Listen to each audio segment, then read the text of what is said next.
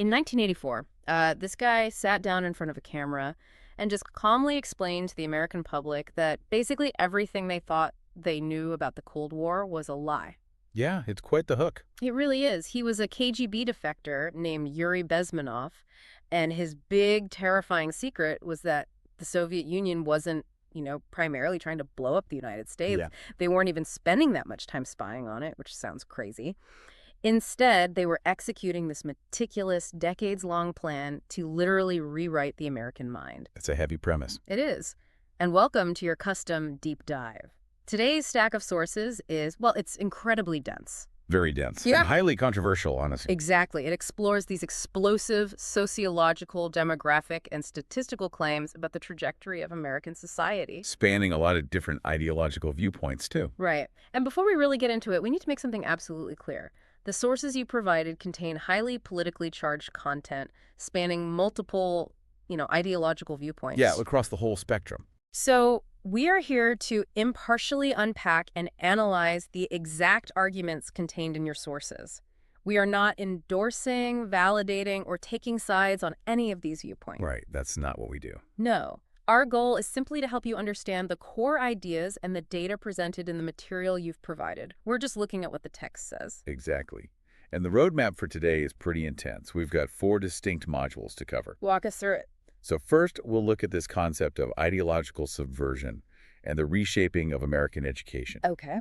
Then second, we're diving into the statistical disparities in interracial crime and how public perception clashes with that data. That's module 2. Right.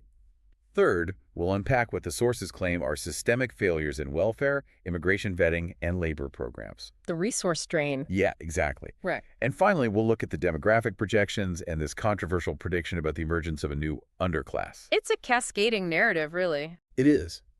It suggests that if you alter the foundational values of a society's youth, you eventually get an adult population that just can't process objective reality. Even with raw data right in front of them. Right. Which then theoretically leads to structural collapse and finally a radical demographic shift. So let's start right at the beginning of that cascade. Module 1, Yuri Bezmenov. Because the picture he paints of Soviet intelligence, it completely shatters that Hollywood myth we all grew up with. Yeah, the James Bond stuff. Right. Gadgets, dead drops in the snow, stealing launch codes. But Bezmenov, who was on the inside, said that was basically a blip on the radar. According to him, and he would know he was born into a high-ranking military family, educated in elite Soviet schools. He worked for Novosti, right? Exactly. The Soviet press agency that functioned as a front for the KGB. He stated that only about 15% of the KGB's time and money went to traditional espionage. It's 15%. Yeah. The other 85% was funneled into this slow, deliberate process he called ideological subversion. Or in the intel community, they call it active measures. Active measures, which sounds super vague until he actually defines it for us. Right, it's psychological warfare. He describes it as a process designed to alter the perception of reality for every single American. The goal was to make sure that, despite having an absolute abundance of real, authentic information, people wouldn't be able to come to sensible conclusions. Basically rendering them unable to defend themselves, their families, or their country. Yeah, and he broke this down into 4 stages, but your sources really focus heavily on that first stage, which he called demoralization. And the timeline he attaches to demoralization is so key to understanding how it supposedly works. He said it takes 15 to 20 years to demoralize a nation. Why that specific number? It's purely demographic. 15 to 20 years is the minimum time you need to educate one single generation of students in your enemy's country. Wow. So it's about the school system. Exactly. The objective was to pump Marxist-Leninist ideology, or just broadly anti-traditional collectivist thought, into the heads of American students for decades. Without any counterbalance from, traditional American values or patriotism. Right. And he uses this highly specific, incredibly cynical phrase for the end product of this education. Useful idiots. Yeah, useful idiots. He argued that once a generation goes through this subverted system, they graduate, they move into positions of power, government, media, business, and they're essentially programmed. They're contaminated. They just react to certain stimuli in a predictable way. And the scary part is, he claimed this process is largely irreversible. Right, because once they reach that demoralized state, their fundamental logic is gone. You can't change their mind with facts. Hmm. You can show them authentic information. You can mathematically prove to them that white is white and black is black, and it won't register. The cognitive framework to process truth is just broken. It reminds me, honestly, it operates almost exactly like a slow-acting computer virus. Oh, how so? Well, imagine you download a corrupted file, right? But it doesn't crash your computer, it doesn't delete your hard drive, so you don't even know it's there. Right. Instead, it just secretly targets your word processor.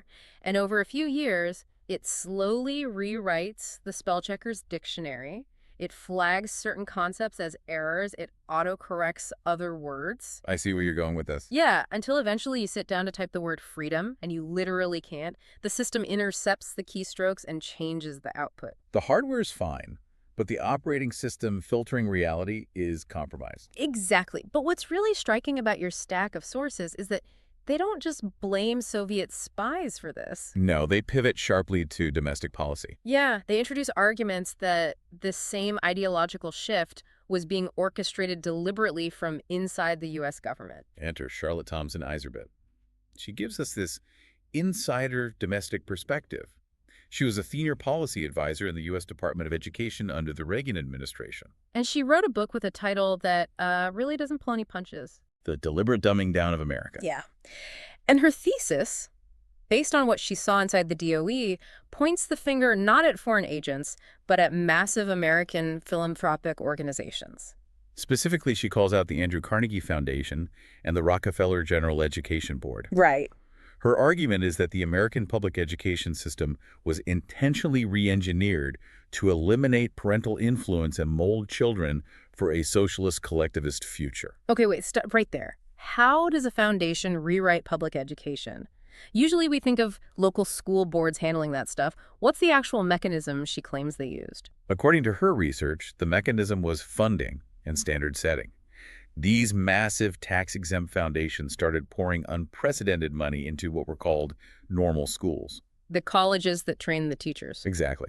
By funding specific educational philosophies, mainly pushing away from classical, individual-focused learning toward these industrial-era behaviorist models, they shaped the curriculum that future teachers would use nationwide. They basically bought the architectural rights to the American classroom. That's a great way to put it. And the ultimate goal of that architectural shift, if we look at the Baudelaire YouTube transcript in your sources, it says it was specifically targeted at the family unit. Right. The transcript argues that modern academia promotes concepts like Marxism, gender fluidity, and white privilege, not just as academic theories, but as deliberate tools. Tools to dismantle the traditional family structure. Yes. The underlying logic in the material is that the traditional family is the biggest obstacle to a collectivist society. If you want the state to have ultimate authority, you have to break what the transcript calls the private notion of children. Historically, the cultural baseline was just, your kid is yours, they belong to the parents. Right. But the ideological shift being pushed is to replace that private idea with the concept that children belong to the community, and by extension, the state. Because if child rearing is everybody's responsibility, suddenly the state has the moral mandate to step in. Exactly. They can override the parents' moral standards and instill state-sanctioned ideology. It's basically a domestic application of Bezmenov's demoralization. Sever the intergenerational transmission of values. But the sources argue it goes even deeper than just changing what kids are taught. They argue the system changed how kids are taught. Yes, or more accurately, degraded their actual cognitive ability to think. Which brings us to the excerpts from Richard Herrnstein and Charles Murray's 1994 book, The Bell Curve. Highly controversial book. Very. And they argue that the dumbing down wasn't just ideological, it was literal.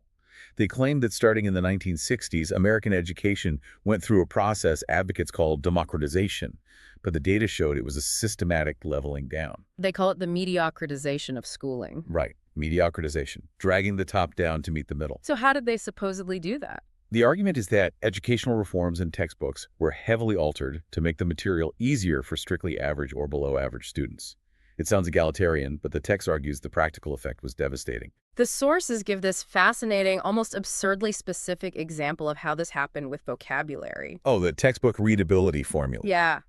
The economist Thomas Sowell is cited pointing out that words like spectacle and admired were just systematically deleted from high school textbooks because they were deemed too difficult. And to show the contrast, The source notes that the old 19th century McGuffey's readers, the primers they used in rustic one-room schoolhouses, they were routinely teaching 8-year-olds words like species, dialogue, and benighted. The cognitive rigor was just exponentially higher a century ago. So when a school system actively removes a word like spectacle from a high school text, Herrnstein and Murray argue it places an artificial ceiling on cognitively gifted students. It caps their potential. Exactly. It might help mediocre students perform marginally better on tests, but by removing complex language and advanced concepts, the system actively suppresses the realized intelligence of the brightest students. So if we look at this whole first premise, Bezmenov says reality can be subverted in a generation. Iserby argues domestic institutions weaponize schools to break parental bonds. And the bell curve says the actual cognitive rigor was dismantled to enforce mediocrity. Which creates a massive foundational vulnerability in the populace. Right. You have a society where the ability to critically analyze information is stunted. Which leads us to Module 2. Because if an entire generation is programmed to ignore objective truth, what happens when they run into raw federal data that completely contradicts their worldview? The tension has to snap somewhere. And the data causing that friction here is the Bureau of Justice Statistics data regarding interracial crime. Yes, the data presented in your sources from the National Crime Victimization Survey, the BJS, the FBI, and the ADL, it presents a reality that directly challenges the mainstream narrative on violent crime. Okay, I'm going to need you to walk me through the math here step by step, because the claims in the material are staggering. They are.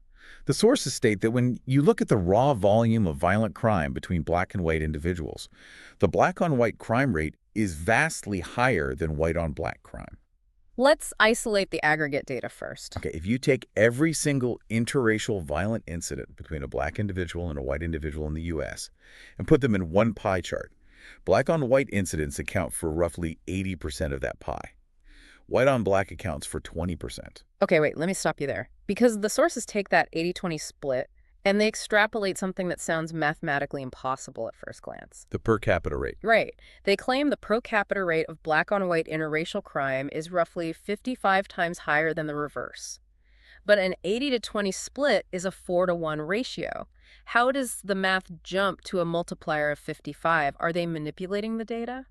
It's not data manipulation. It's just the fundamental math of calculating per capita rates across vastly different population sizes. It all comes down to the denominator. Okay, break that down. According to the census data in the sources, white individuals make up roughly 60% of the U.S. population.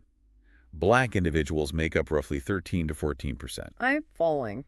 So to find the per capita rate, the rate per person of black-on-white crime, you take that massive absolute number of offenses, the 80% side of the pie, and you divide it by the much smaller demographic denominator of 13%. High numerator, low denominator. Exactly. So the resulting rate per person skyrockets. Conversely, for the per capita rate of white-on-black crime, you take the much smaller 20% side of the pie and divide it by the massive 60% denominator. Small numerator, massive denominator yields a tiny per capita rate. Yes. When you compare those two final equations side by side, the statistical result is a disparity of approximately 55-to-1. Wow. The source material is very blunt about this mechanism. They say this isn't racism in the data, it's victim reports on offender race. And they don't just look at general violence either. They zoom in on hate crimes specifically. Right, which carries an entirely different narrative weight. Based on the ADL and FBI data provided, from 2010 to 2021, black offenders were responsible for an estimated 11,230 hate crimes, specifically targeting white victims. And the 2021 numbers were even more specific. Yes. Zooming in on 2021, BJS data shows that 38.9% of all hate crimes committed by black offenders targeted white victims. What I found really unsettling in the sources was the demographic profile of the victims. It sketches this highly specific, very vulnerable target. The granularity of the data is critical here. The BJS data indicates that 51% of these white victims were female. Over half. Yeah, and 65% were aged 18 to 49. Plus, 73% of these incidents in urban areas involve victims who lived in non-suburban settings. And the relationship between the victim and offender. This is perhaps the most significant part for public perception. In 48% of these cases, the perpetrator was a complete stranger to the victim. So we aren't talking about domestic disputes or workplace fights bleeding into the stats. Nearly half the time, it's random violence against strangers, mostly young to middle-aged women. Right. But before we move off the data, there is a massive caveat in the sources about how law enforcement actually categorizes white crime. Oh, the categorizational flaw. Yeah, the argument is that the true rate of offenses committed by white individuals is actually even lower than that 20% figure. How does that work? This is a known systemic issue in criminology databases. The sources point out that law enforcement agencies frequently lump multiple non-white demographic groups, most notably individuals of Hispanic or Latino descent, into the white category on an arrest sheet. So if someone with Hispanic heritage commits a violent offense, the system just logs it as a white crime. Frequently, yes, Yeah. because Hispanic is often treated as an ethnicity rather than a race in these specific databases. That would artificially inflate the aggregate number of crimes attributed to Caucasian offenders, wouldn't it? Exactly. The authors argued that if Hispanic and Latino offenders were parsed out into their own distinct demographic category, the disparity in black-on-white versus white-on-black crime would mathematically stretch even wider than the 80-20 split. So here's the macro situation. The raw federal data points to this overwhelming disparity in interracial violence. But if you turn on the evening news, the narrative is almost entirely inverted. It focuses almost exclusively on the much rarer instances of white-on-black violence. Right. So how does the American public digest that massive psychological disconnect? The polling data in your sources addresses that friction head-on. A 2023 Pew Research poll reveals that 59% of Americans believe black-on-white crime is underreported to law enforcement. And there's a Rasmussen poll too, right? Yes, a 2022 Rasmussen Reports poll shows a staggering 72% of Americans believe the media actively overreacts to black-on-white crime cases. Which is fascinating because it indicates that despite the alleged ideological subversion of the education system we talked about earlier, a massive supermajority of the public actually knows the media narrative is broken. They sense the reality on the ground does not match the reality on the screen. And historically, when a society's institutions, the media, the justice system, present a narrative that violently contradicts the daily lived reality of its citizens, the social contract disintegrates. Which brings us to the historical case study extensively detailed in your sources, the 1992 Los Angeles riots. Most people just remember the LA riots as starting purely because of the Rodney King verdicts, the 4 LAPD officers acquitted. But the sources provide a much deeper anthropological context. Right. The powder keg was packed long before the verdict was read. The material points to the tragic killing of Latasha Harlins, a 15-year-old black girl, by a Korean store owner named Soon Ja-do, just a year prior. Over a bottle of orange juice, right? Yes. Do shot Harlins in the back of the head. Do was convicted of voluntary manslaughter but received 0 prison time, only probation. That single judicial decision deeply fractured trust and built immense hostility between the African-American and Korean-American communities. Add to that the LAPD's tactics at the time. Chief Daryl Gates was running Operation Hammer, which used these highly militarized sweeps and mass arrests. Deeply alienating minority neighborhoods who felt treated like enemy combatants. So that was the tinder. But the media's handling of the Rodney King tape itself was the match. The source material cites journalist Luke Hannon, who details a really vital piece of the mechanism that drove the outrage. The editing of the tape. Yes. The public outrage was based on the endless looping of a blurry 13-second segment of the videotape on TV news. But Cannon notes that television stations systematically omitted the first 3 seconds of that segment from their broadcasts. And why do those 3 seconds matter so much? Because those initial seconds, which the jury did see during the trial, reportedly showed King rising and charging at one of the officers. By omitting that context, the media presented an entirely one-sided narrative of unprovoked police brutality. So when the jury acquitted the officers based on legal standards of excessive force and the full video, the public, who only saw the edited version, viewed it as blatant, incomprehensible, systemic corruption. And the political leadership essentially validated that outrage. Mayor Tom Bradley gives a press conference right after the verdicts, and he says, "Our eyes did not deceive us. We saw what we saw. What we saw was a crime." While he technically asked for calm, the assistant police chief later argued that Bradley's remarks acted as a signal. The mayor was essentially telling the public that the justice system was illegitimate. And when leadership signals that the institutions have failed, the populace takes matters into their own hands. The defining moment of institutional collapse detailed in the sources happened at the intersection of 71st and Normandy. This is where the mechanics of a failed state become visible. You have LAPD Lieutenant Michael Mulan facing a growing hostile crowd. His officers are taking rocks and bottles. And instead of holding the line, Milan gets on the bullhorn and literally orders a total retreat. He tells his officers to abandon the intersection entirely. They retreated to a bus depot. Mm-hmm. And the breakdown in command and control was absolute. The command posts they set up lacked cell phones, they didn't have enough tactical radios to talk to dispatch, and incredibly, they didn't even have a television. So they were sitting in a depot, completely blind to the live news helicopters broadcasting the violence escalating at the intersection they just abandoned. People like Reginald Denny were being pulled from their trucks and beaten on live national television, and the police command was unaware and immobile. They literally left the citizens to fend for themselves, and the result was catastrophic. Yeah. 55 people dead, over 12,000 arrested, $1 billion in damage. It forced Korean Americans to form their own militias, standing on the rooftops in Koreatown with rifles. Because the state's monopoly on violence, the core promise of any government to protect its citizens had completely vanished. The LA riots really serve as the ultimate physical manifestation of these theories. When ideological subversion meets a distorted media reality, the physical city burns. So we've mapped the subversion of the mind and the breakdown of the streets. But your sources argue this systemic failure also attacks the very resources that keep a society running.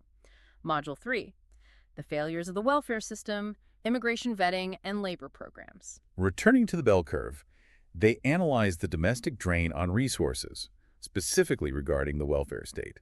And we have to be clear, their assertions here strike at the very heart of how modern societies view poverty. Right. They challenge the standard model that says chronic welfare dependency is just the result of systemic oppression or bad economic luck. Instead, they argue for the existence of a culture of poverty.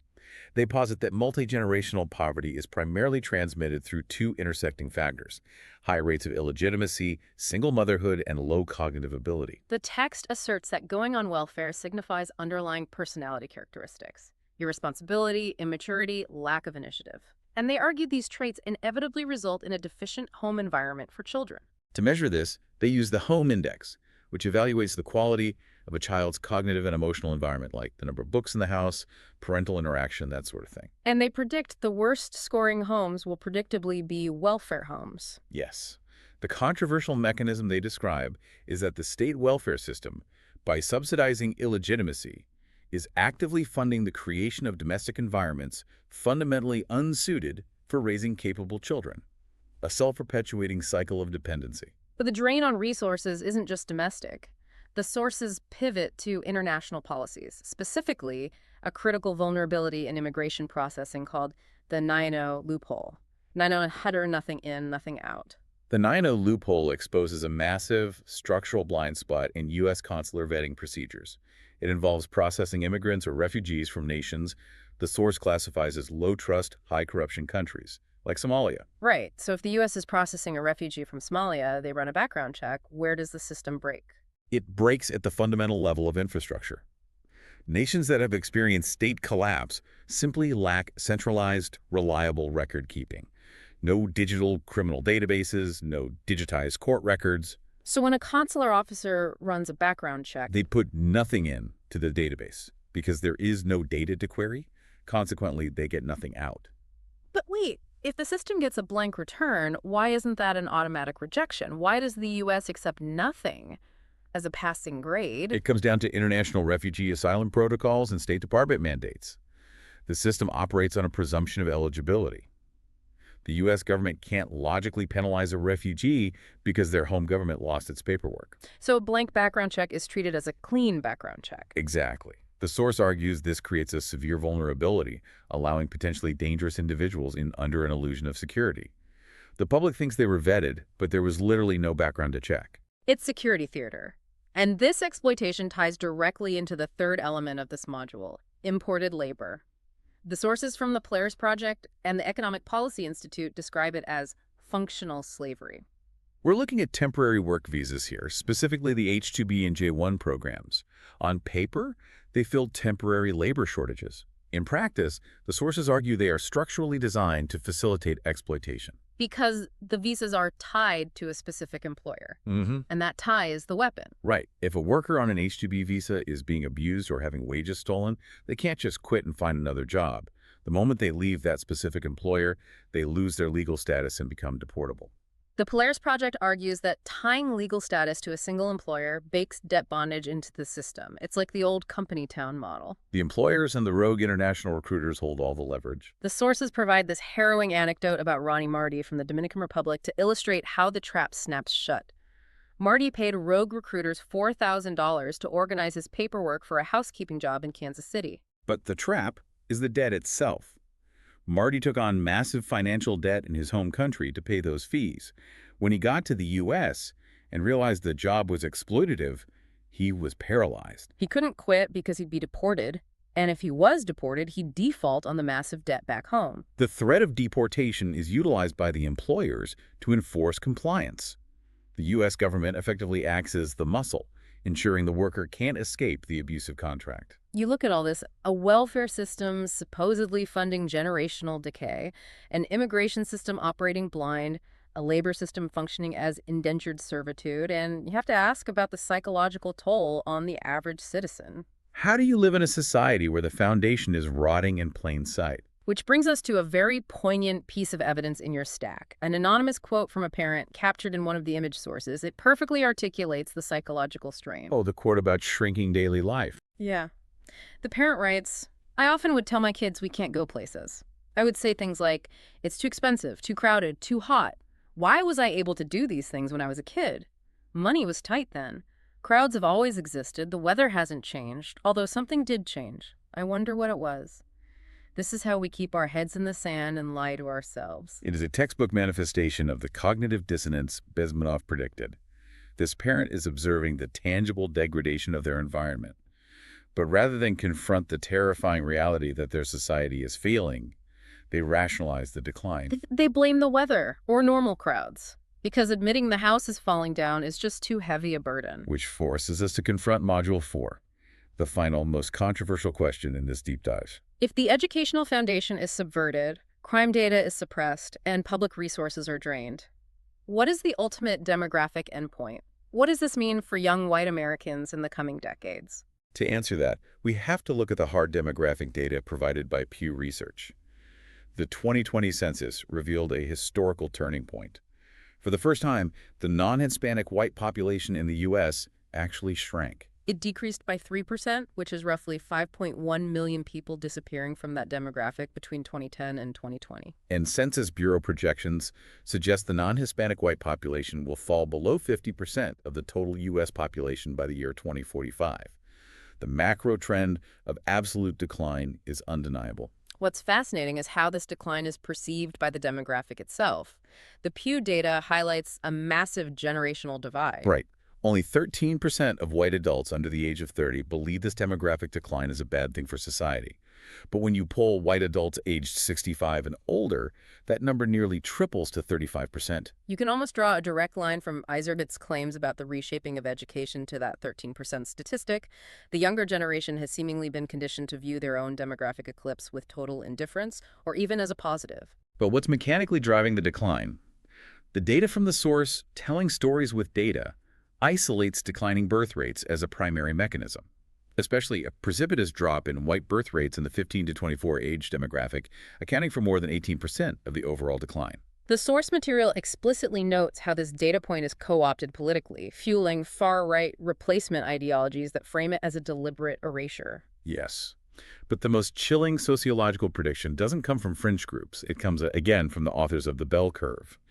They look at this shrinking demographic and the welfare state and predict the grim emergence of a white underclass. This is where their thesis gets incredibly dark. They argue the dry tinder for an underclass community is a large concentration of births to single women of low cognitive ability in a specific area. And in 1991, the proportion of illegitimate births among whites was already at 22%. They argue with brutal bluntness that there is nothing inherent to being Caucasian that immunizes them from the sociological consequences of that statistic.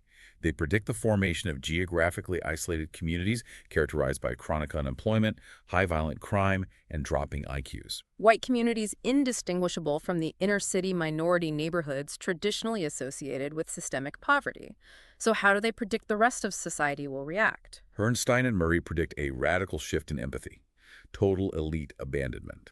They argue the white cognitive elite will not extend the same historical guilt, paternalism, or financial intervention to this emerging white underclass that they did to minority communities. The word they use in the text is brusque. The elite reaction will be brusque. Precisely. They envision a future where this underclass is spatially quarantined in the poorest geographic areas, surrounded by homeless shelters and methadone clinics, while the cognitive elite retreat into heavily policed, gated enclaves. And this economic abandonment leads to their ultimate conclusion about the future of the American state itself. Because as this underclass expands, the cost to manage them, welfare, law enforcement, incarceration, will multiply exponentially. The state will become financially and administratively overwhelmed. Unable to fix the root causes, the government will inevitably resort to highly centralized, authoritarian measures merely to manage the crisis. The authors call this custodial care. Yes, custodial care.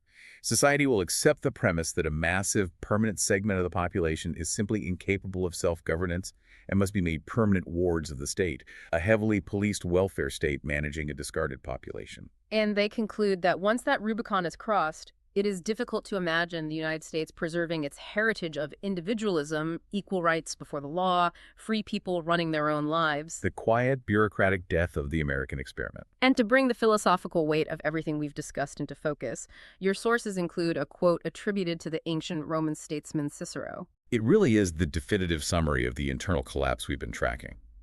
The quote reads, "A nation can survive its fools and even the ambitious, but it cannot survive treason from within.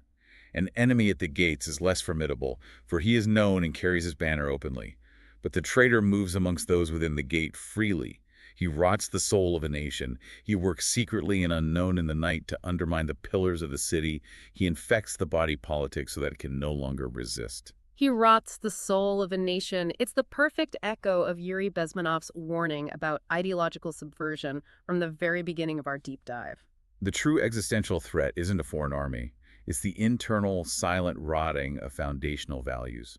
The deliberate subversion of the educational system, the distortion of truth by the media, the structural traps built into welfare and labor systems, and the ultimate abandonment of the citizenry by their own elite. The virus is already inside the system, convincing the host body to destroy itself. The profound implication across all your sources is that when a society willingly surrenders its ability to recognize objective truth, its eventual collapse is entirely self-inflicted. Wow. Let's take a collective breath. We have journeyed through an immense and incredibly heavy intellectual landscape today. We mapped ideological subversion, statistical crime realities, welfare drains, and the bleak demographic predictions of an authoritarian future. It is a dark, interconnected web of systemic fragility. Okay. But before we sign off, I want to leave you with one final thought, drawing on a piece of evidence from your stack we haven't touched on yet. A passage from the Hebrew Bible, 1 Samuel 15. The story of King Saul. Yes. In this text, King Saul is given a very specific, unambiguous mandate by God. Entirely wipe out the Amalekites, leave nothing behind. But Saul engages in what we might call partial obedience. He wins the battle, but spares the Amalekite king Agag, and lets his men keep the best of the spoils. He prioritized his own convenience, his desire for glory, and his political appeasement of his troops over his foundational instruction. And when the prophet Samuel confronts him, Saul deflects, blaming his soldiers. Samuel rebukes him, saying, "Rebellion is as the sin of divination." Because of this internal rot, this subtle prioritization of convenience over duty, God rejects Saul as king. It's an ancient, chilling metaphor for everything we've unpacked today. So here's the final thought for you to carry with you as you look at the complex systems governing the world around you today. When a society's leaders, its educators, and its institutions decide that partial truths, political convenience, and appeasement are more valuable than their actual foundational mandates, how long before the entire kingdom is quietly torn away? When the blueprints of reality have been deliberately redrawn with shifting sand, can the house possibly stand? Thank you for joining us on this intense deep dive into your sources. Keep questioning the lines on the map, keep demanding the data, and we'll see you next time.